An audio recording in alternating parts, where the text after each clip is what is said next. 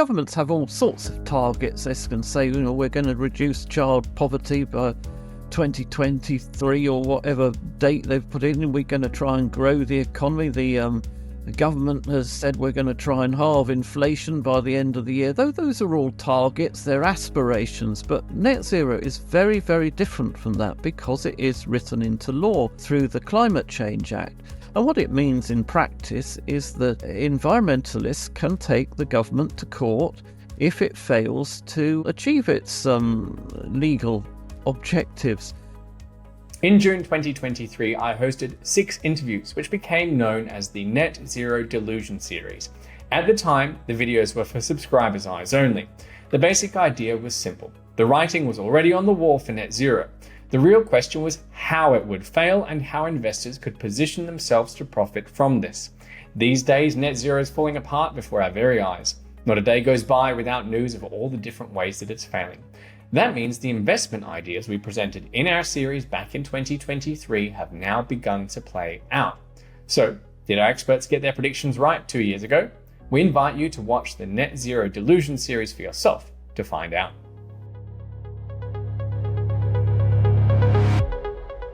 Hello and welcome to another video in our series on net zero.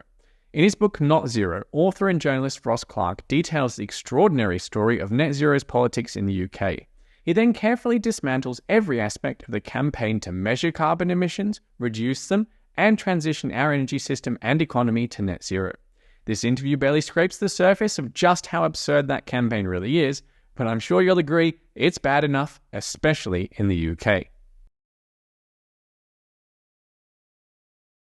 I've just finished the book Not Zero by Ross Clarke only hours ago, and I'm now joined by the author. Ross, your book made me so depressed about net zero policies that I'm sort of feeling like climate change campaigners do about climate change. So my opening question to you is, should I glue myself to a windmill? I think I'm not in favour of the sort of protest methods which climate protesters have been using, but I think the job is really to win the argument in the sort of democratic spaces that we have in democratic societies, and really it's just a case of being very firm with the facts and what this net zero target means, the where the technology stands at the moment, where the technology would have to be in order to achieve this target, and the sort of consequences of sort of rushing into this when other countries, far bigger emitters than ourselves, have not committed themselves to. But Ross, there can't be any debate about this. If we don't reduce our emissions to net zero, the planet will burn and be flooded at the same time. How can you even engage in debate, a rational debate? Well, I mean, that's simply not true. That's the sort of hyperbole that we're fed by many protesters and so on. And indeed, a few scientists as well take that view. There's also a few scientists, by the way, who don't believe that climate, man-made carbon emissions are changing the climate at all. But I mean, the data lies sort of somewhere in between those. But if we take a few examples of that, how many times have we heard that climate change is bringing us more and powerful hurricanes? It's simply not true. I mean, if you look at the data for landfalling hurricanes in the United States, and this is published by the National Oceanic and Atmospheric Administration. Anyone can look it up. I mean, they say that there has been no trend in US landfalling hurricanes in 200 years. And even the models don't actually predict an increase in landfalling hurricanes in the future. Take another example. I was at a public lecture the other week with John Kerry, the US climate envoy, and he said to an audience made up of quite a few climate scientists, actually, that 10 million people a year are dying of high temperatures, extreme temperatures, and this is because of choices that we are making as humans. Well, I thought it didn't sound right. I went away and looked it up. Where's he got this from? And it comes from a study by the Monash University in Australia in 2021, which claimed that 5 million, not 10 million, people were dying of extreme temperatures around the world. But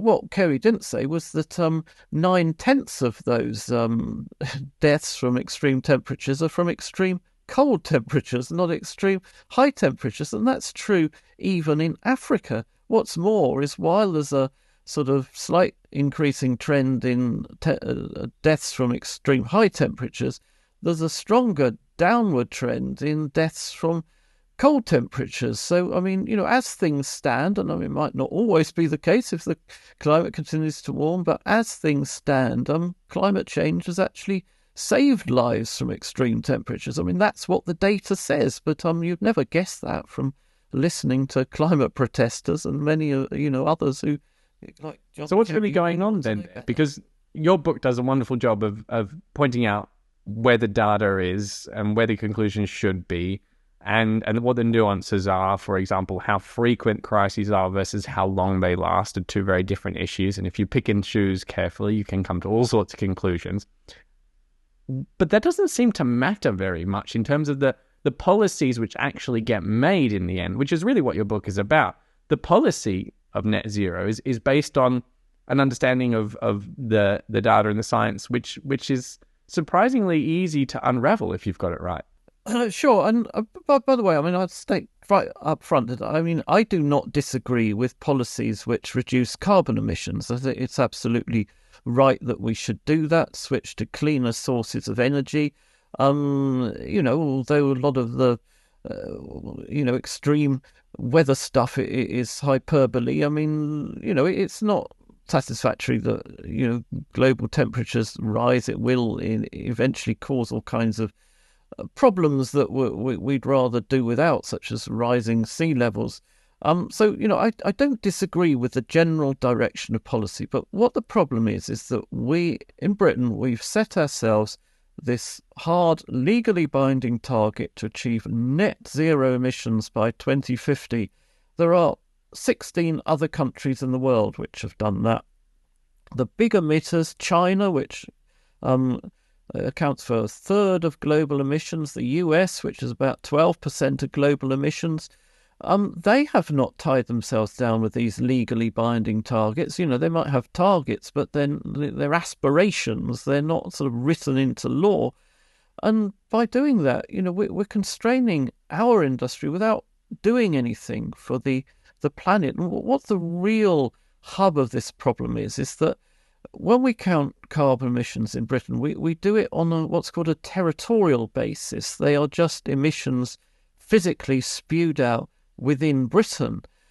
They exclude aviation, shipping, but worse, they exclude emissions elsewhere in the world made in the name of growing food, producing industrial goods for UK consumers. And what the government has done by setting this target is to give itself a very perverse incentive to close down our manufacturing industry and import stuff. Instead, close down our agriculture and import food instead. It's no benefit to the globe as a whole, to the environment as a whole, but what it does, it just destroys jobs. It's a deep irony in solving a global problem with national policy. And as you point out, it creates these misaligned incentives.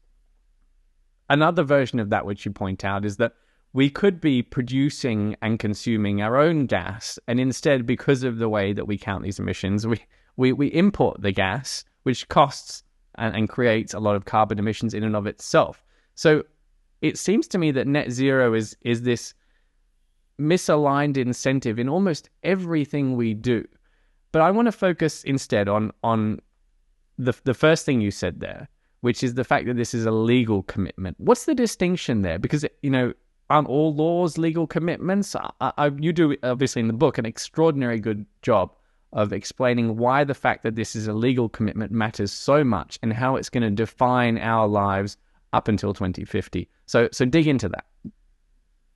Well, I mean, governments have all sorts of targets. They can say, you know, we're going to reduce child poverty by 2023 or whatever date they've put in. We can, you know, we're going to try and grow the economy. The government has said we're going to try and halve inflation by the end of the year. Though those are all targets, they're aspirations. But net zero is very, very different from that because it is written into law through the Climate Change Act. And what it means in practice is that environmentalists can take the government to court if it fails to achieve its legal objectives. And this is already happening over Heathrow, the third runway. A group of environmentalists took the government to court, said, look, this is not in, you know, the decision to expand Heathrow is not in line with your environmental commitments. So you shouldn't be allowed to do it. The government actually lost that case in the appeal court. It was eventually overturned in the Supreme Court, but on the basis that the decision to build the third runway actually predated the net zero commitment. But, you know, had it been the other way round, had the governments have announced a third runway after it had committed itself to net zero, well, you know, there's no way that it could claim that an extra runway at an airport, international airport, is consistent with eliminating all carbon emissions by 2050, because, you know, at present we don't have planes which are anything like zero carbon. They run on jet fuel. Their vapor trails are carbon, you know, are greenhouse gas emissions as well.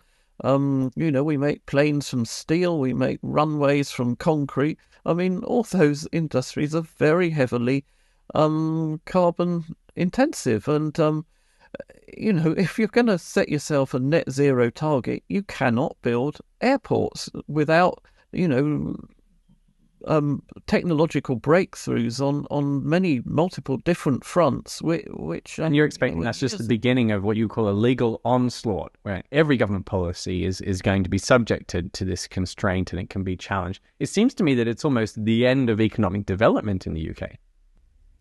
Well, it could be effectively. I mean, last summer, another environmental group won a victory in the High Court against the government, said your net zero strategy is not sufficient to reach a net zero target by 2050, and the government was forced to go away and sort of rewrite its net zero strategy, which, you know, I've looked through. I think, well, there's no way that is going to ensure we get to net zero by 2050 either. I mean, it hasn't been tested in court yet, but I don't doubt that there are environmental groups already gearing up to challenge that one in court. And yeah, I mean, when you come down to it, there's sort of very little that we would be able to do on current technology that would you know, be consistent with net zero, because it's not just about clean energy. And people, you know, are sort of get hooked on wind turbines and solar panels and so on, but that's far from the whole story of carbon emissions. You know, things like steel making, cement making, they have what are called process emissions. I mean, they're emissions of CO2 which come from chemical processes, not from energy use. So, you know, even if you're using clean energy, you've still got large amounts of carbon emissions from steel and cement making. And you know, agriculture again, how do you eliminate all emissions from agriculture? Extremely difficult to do.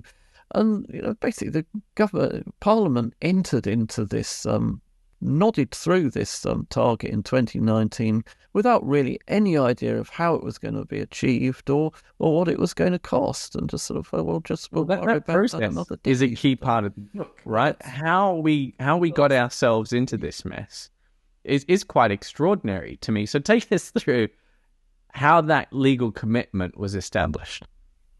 Well, it started with the Climate Change Act 2008, and this was under the last Labour government.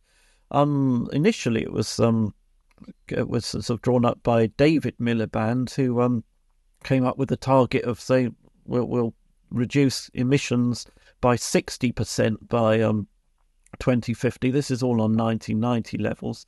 And then his brother got his job in environment, and he sort of just upped it to 80% cut by 2050. I don't know exactly where that came from, but he sort of just decided that 80% sounded better than 60%. And for 10 years that was the UK target, a legally binding target. But in the dying days of Theresa May's government, when the country's mind was on Brexit, we were suddenly slipped this net zero target beneath the noses of the country. It was put through the House of Commons without even a debate, there was a minor debate, without even a vote. In the House of Lords, there was a vote, and some Lords got together and they passed amendments saying, well, the government really ought to tell us how it's going to get to net zero. But even so, the House of Lords still nodded through this thing. And so we were sort of saddled with it without any proper public debate or without even, proper... Yeah, it seems... I mean, it doesn't even seem like it could happen to me. Like, how is that even plausible? Because what you're really saying here is that one of the biggest policies probably ever to pass the UK into law in the UK was had without a national debate, without a political debate, without costings, without any sort of analysis, without any sort of plan. It was nodded through despite all of this. And how can any of that, I mean, how can it have happened? How can this, I doubt it can happen with anything other than a net zero target. Yeah, well, as you say, I mean, this is the furthest reaching law that has been passed in Britain in modern times. I've absolutely no doubt about that. It's far, far more significant than Brexit, for example, because it feeds into every aspect of our lives, everything we do, every way we work, everything we grow, everything we produce in Britain. It's going to force it to change using technologies which either don't exist at the moment or haven't been scaled up on a proper commercial basis. And I mean, you go back to 2019, how did it happen? Well, if you remember, there was this sort of Extinction Rebellion protests in that year, in the April of that year. David Attenborough then made his television documentary claiming, we're all going to hell in a handcart due to climate change. Greta Thunberg arrived on the scene, and the sort of children went on strike from their schools and all that sort of thing. And MPs just seem to get swept along with this. And the trouble is, we have an awful lot of MPs in this country who have no scientific background, no mathematical background, and who just sort of thought, well, net zero sounds a sort of a virtuous thing, and we'll have to support it, and this dread phrase being on the right side of history, and all that kind of stuff, and without any proper analysis. And there wasn't even most laws we have a sort of proper procedure of coming up with the costs and the benefits and the other effects of law, the unintended consequences. And we just didn't have that with the net zero commitment. It was just slipped through as if it was a sort of minor change to an existing law. And these things were... Ever since they passed it, though, it seems like people have come out of the woodwork. People like you, engineers, scientists, journalists, all sorts of different experts. And they've started doing the maths. And it's just not plausible. So now we're really stuck, aren't we? I mean, what's the politics of this now, that it doesn't look like net zero is plausible in terms of whether we can achieve it by 2050? Well, at some point, the closer we get to 2050, I mean, the more difficult it's going to become, the more obvious it's going to become that we get severe problems getting there without seriously undermining our industry. But I think that back in 2019, the year 2050 just seemed so far away that all these MPs thought, I'm not going to be around in 30 years' time. And just sort of almost sort of became somebody else's problem. And I think that there was this sort of argument that it was like President Kennedy in 1961 saying we're going to put a man on the moon by the end of the 1960s, which of course they achieved. But there's a very, very big difference between that. I mean, Kennedy set one target, put a man on the moon. He set a large but finite budget. Net zero just, works into everything we do. It's an open-ended commitment. It's an open-ended target. And President Kennedy didn't put a legal commitment on the US to get to the moon by the end of the 1960s. And we're in a sort of total mess. I mean, just to sort of drag up one or two of the issues which come up along the way, which we're going to run into well before 2050. I mean, at the moment, our electricity system is about 40% gas. It's about 24% wind and solar. And the gas balances the wind and solar. So when the wind's not blowing, the sun's not shining, we turn up the gas and turn it down again. It's not the most efficient, cost-effective way of using gas, but it works, keeps the lights on. But by 2035, as part of its roadmap to net zero, the government wants to eliminate all fossil fuels from electricity generation. You thought, well, what happens then? And I keep asking the government this question, and I have never received a proper response. What will keep the lights on after 2035? I mean, the potential solutions, batteries or storing energy in the form of hydrogen. The trouble is they are all fantastically expensive and they have not been proved on a sort of proper commercial scale. I mean, large battery installations do exist, it's true, but look at the cost of them. To generate a megawatt hour of electricity by wind or solar costs around sort of $50 at the moment. But to store that megawatt hour of electrical energy in a battery costs about $300. So it's like six times the cost of generating the electricity in the first place. So if you're going to store these vast amounts of electricity, you're going to run into very, very serious expense problems. And as for doing it with hydrogen, again, it's very expensive, but the technology hasn't actually been proven on a proper commercial scale of, producing hydrogen by electrolysis of water. And, we essentially have nothing in place to replace gas power by 2035, and yet the government is sort of... Don't worry, Russ, we've got biomass. Biomass will save us, and I know you're a big fan. Biomass is essentially a con, and it's, I think now widely accepted to be so. But I mean, basically what we're doing as part of our green energy commitment is to burn wood in power stations. Power stations which were formerly powered by coal, we're now powering them with wood which is harvested in North American forests. Why is it harvested in North American forests? Because we don't have the forests in Britain. We'd have to strip the whole country in a few months to feed the power stations. But also, of course, it's then off book, isn't it? You chop down a tree in America and that counts on America's carbon budget, doesn't count on Britain's carbon budget. So the government has this absolute fallacy that burning wood in British power stations is net zero. It doesn't emit any carbon. It's simply not true, is it? I mean, you go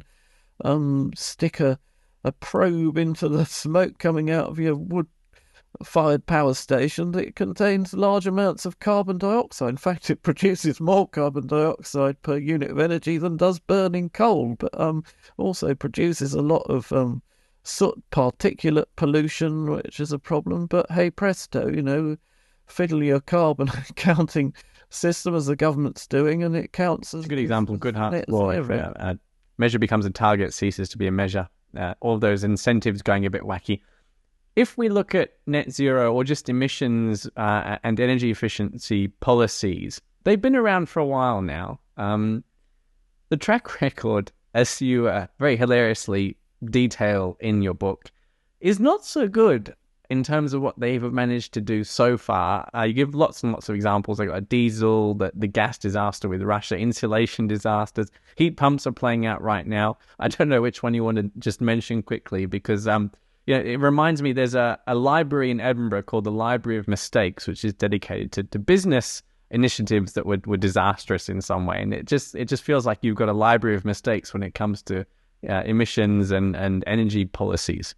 Yeah, I mean, let's take heat pumps, for example. I mean, a heat pump can work perfectly well in a well-insulated modern house, properly installed. But the trouble is that, there are a large number of the homes in Britain. There's 9 million homes built before the 1930s, for example, which have solid walls, which can't easily be insulated. To get a heat pump to work in that sort of property, you have to insulate the walls. That adds on, minimum £10,000 costs, and probably a lot more if you've got to redecorate and change all the windows and everything. Installing a heat pump also costs around £10,000, and that cost hasn't really come down in the past decade. I got a quote to put one in 10 years ago. It was £10,000. It seems to be £10,000 now.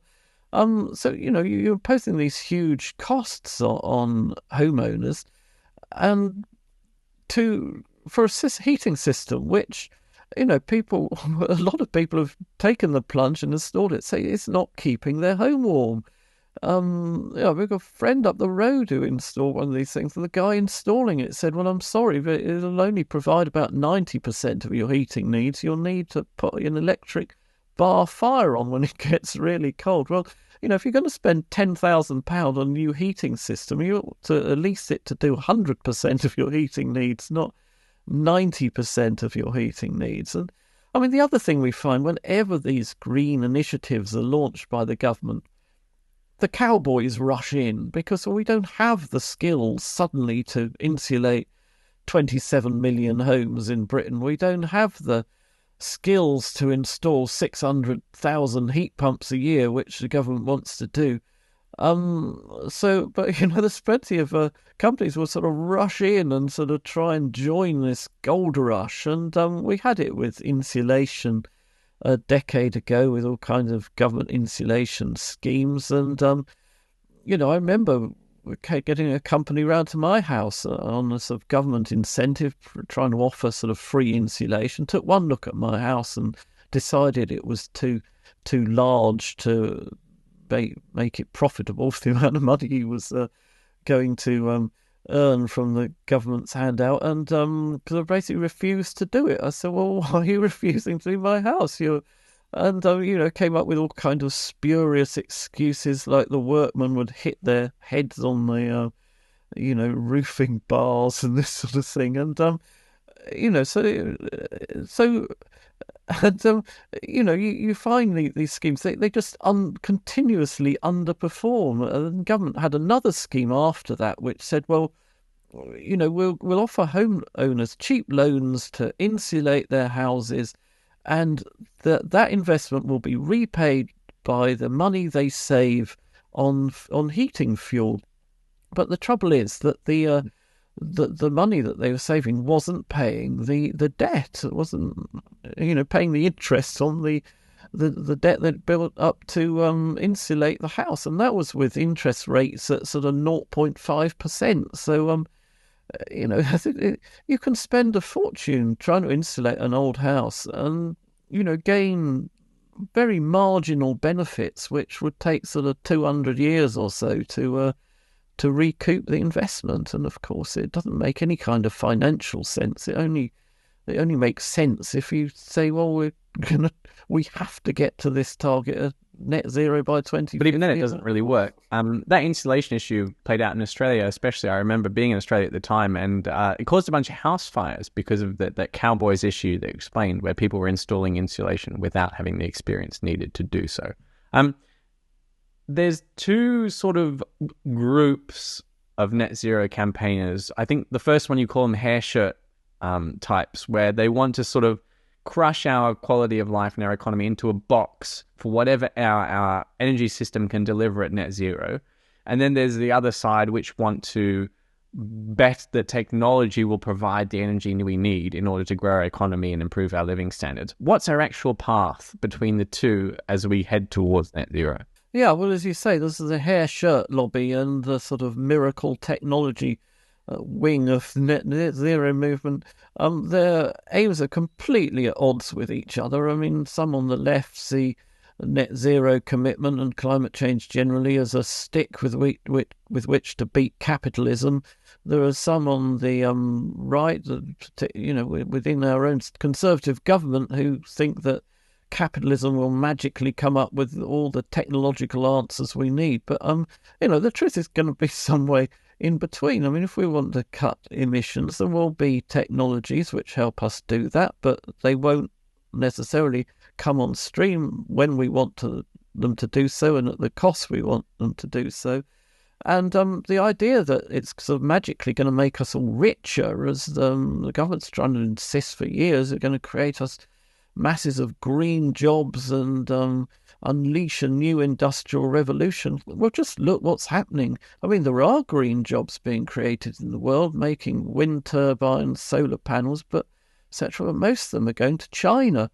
Increasing numbers are going to go to America as Joe Biden's Inflation Reduction Act, so-called, offers massive grants and subsidies to companies developing green technology. But Britain and Europe is sort of sitting in the middle. We're missing out, and one of the reasons we're missing out is because our industry is being undermined by high energy prices, and just because we're creating a sort of market for green stuff, insulation, heat pumps, turbines, etc., doesn't automatically mean that we're going to earn that work, that we're going to snatch that industry. I mean, China will, and Asia in general, were sort of geared up to winning a lot of that work because, unit labour costs are lower there, energy costs are lower there. China's still relying heavily on coal-fired power stations. So, you export our manufacturing industry to China, and actually you're increasing global carbon emissions because, the electricity is in China. Electricity to make your stuff is going to be generated a lot by coal rather than by gas and wind and solar. Let's finish on a point that is implicit in the book, but I don't think you really mention it explicitly, and it's the issue of all of these problems and all of these solutions. They're cumulative in the sense that, for everything that we solve, we just create a bigger problem. For example, the amount of space we need to do both offsetting of carbon and to have all of the solar panels and windmills we need. They're both constrained by the amount of space we need. A lot of the renewable energy emits huge amounts of carbon in order to build or produce. And so that increases the size of the problem. A lot of the electrification that you talk about requires huge amounts of energy, which just increases the problem of how much renewable energy we need. We've got the problem of intermittency, which only further increases the amount of energy we need. So it seems to me, all of the challenges that you would lay out, piece by piece by piece by piece in the book, they're not sort of separate challenges that technology might solve, or that we might come up with some sort of solution with, or that we might be able to rein in our quality of living and our standard of living in order to reduce energy. They all cumulative. They all add up to just an impossibly large problem. Do you think that's a fair analysis? Well, absolutely. There are sort of multiple layers of multiple layers of technological problems which have to be overcome. I mean, let's take a straightforward object, an aeroplane. One of the very difficult areas to decarbonise, because, of course, a jet plane uses large amounts of fossil fuels and spews out an awful lot of carbon dioxide out the back. But now the airline industry this week has in Britain has released its own proposals for how it will try and get to net zero by 2050. And I mean, one of the things it wants to do It says, we'll try and move to synthetic fuels, which are, fuels like current airline fuel, which are made from hydrogen and carbon dioxide. Okay, it's going to cost an awful lot to make those fuels, but I mean, even if you do succeed in making synthetic fuels at an affordable cost, well, that hasn't decarbonised air travel or anything like it, because firstly, there are the vapor trails. Vapor trails spewing out the back of jet aircraft, they are themselves a greenhouse gas, which helps to warm the atmosphere. There's the steel and the plastics which go into making the aircraft. Those too will have to be decarbonised. Where do you take off and land? On a concrete runway. That's another, area of emissions. The sort of physical airport infrastructure, which again would have to be decarbonised. So you've got layer upon layer upon layer of technological solutions which have to be found, and you've got 27 years in which to do it. And that's quite galloping towards us now. And I say we still haven't solved any of those problems I've just listed with aircraft. Synthetic fuel, yeah, we can do it, but it hasn't been scaled up. It will certainly be more expensive, a lot more expensive than jet fuel. Steel, there are a couple of demonstration plants being built in Europe, which, supposedly will be produced fully green net zero steel, but even they will require, technologies of producing the hydrogen has to be produced. To produce the steel has to be produced by net zero means. That's a big enough challenge. Cement industry, again, we're just nowhere there yet. I mean, the process emissions spewing out carbon dioxide from cement making, we just have no idea how we will decarbonize them other than through perhaps, carbon capture and storage, where you're sucking carbon dioxide out the air and burying it underground. But that again is it's an embryonic industry which hasn't really been sort of scaled up in the way, or certainly not for the purposes which we're now trying to use it. So multiple layers of problems which we're addressing a few of them, but we're still scratching. And the implicit conclusion is that we're just going to have to go without, which might be reasonable when it comes to air travel for some of us, but when you apply it to all of the industries and all the products that you do in the book, it's going to get a bit dystopian. I want to finish on an anecdote. I saw it on social media. Someone posted something along the lines of, we're already 50% of the way there when it comes to net zero, because 50% of our electricity was produced by renewables this weekend. And the response from someone else on social media was that was like saying that somebody who's standing on one leg is halfway there to flying. And so let's close on that. Ross, thanks very much for joining us. I can't recommend your book, Not Zero, enough to readers if they want to understand, especially the UK perspective of how all of this is playing out. Thanks very much for joining us.